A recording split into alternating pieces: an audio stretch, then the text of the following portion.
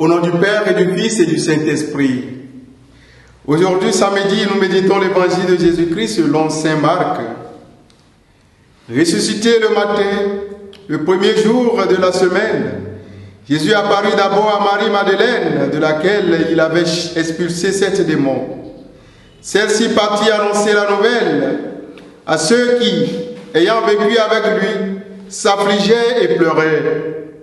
Quand ils entendirent que Jésus était vivant et qu'elle l'avait vu, ils refusèrent de croire.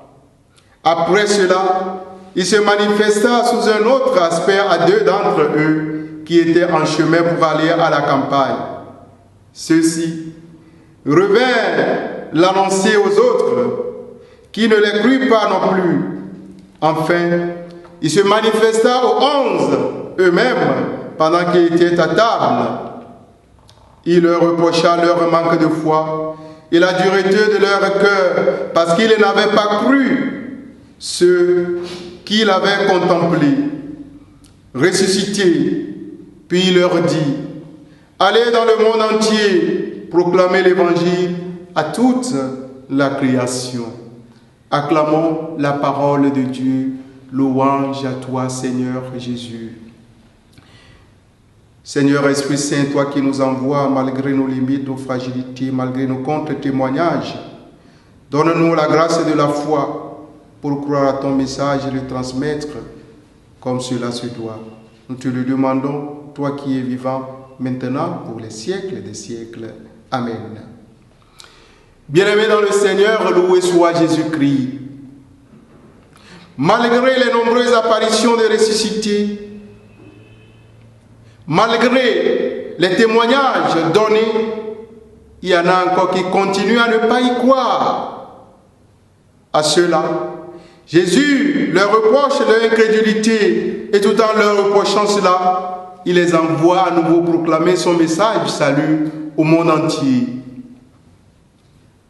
Toi qui m'entends en ce moment, je ne sais pas si tu doutes encore du message de la résurrection.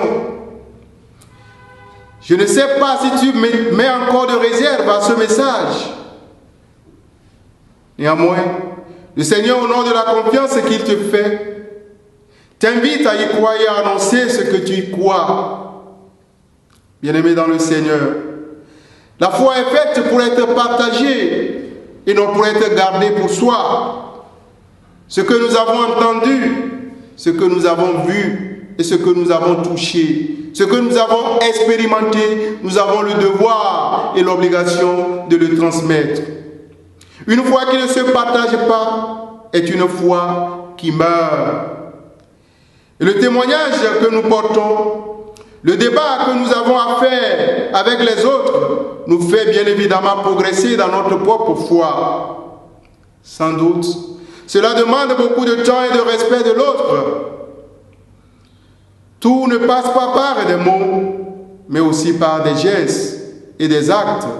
Voilà pourquoi nous devons conformer nos actes à nos paroles.